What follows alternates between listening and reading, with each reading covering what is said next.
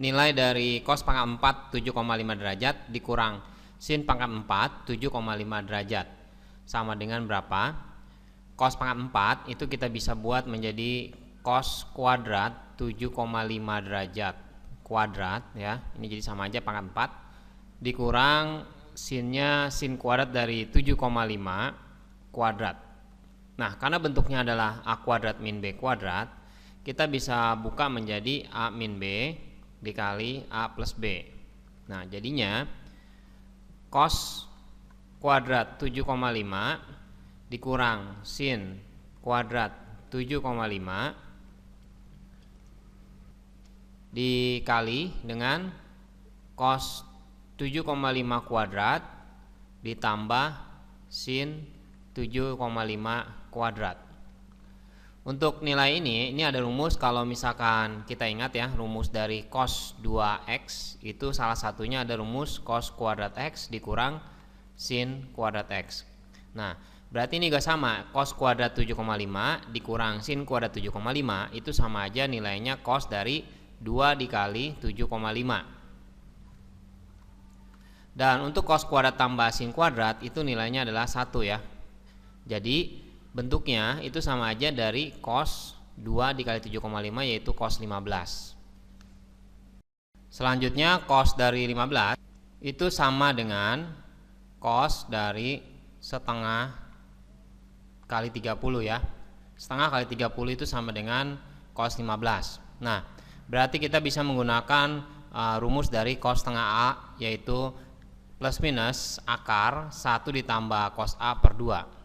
Jadi cos setengah kali 30 kita bisa buat plus minus akar dari 1 ditambah cosnya adalah cos 30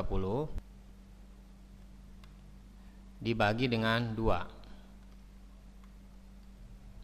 Sehingga kita bisa tulis plus minus akar dari 1 ditambah cos 30. Cos 30 itu adalah setengah akar 3 dibagi dengan 2. Jadi plus minus akar 1 ini adalah 2 per 2 ditambah akar 3 per 2 dibagi dengan 2 ya di sini.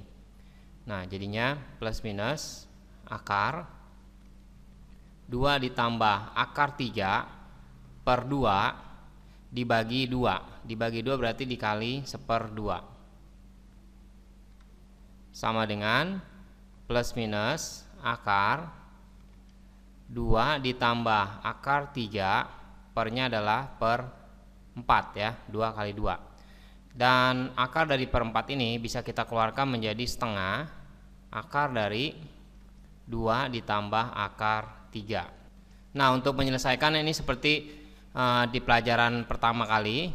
Jadi plus minus setengah akar kita bikin di sini 2 dikali 2 ditambah 2 akar 3 per 2 ya, sama aja. Maksudnya ini kan 2 tambah akar 3, kalau kita tambahkan di sini 2 sama ini 2 ya, nilainya sama aja.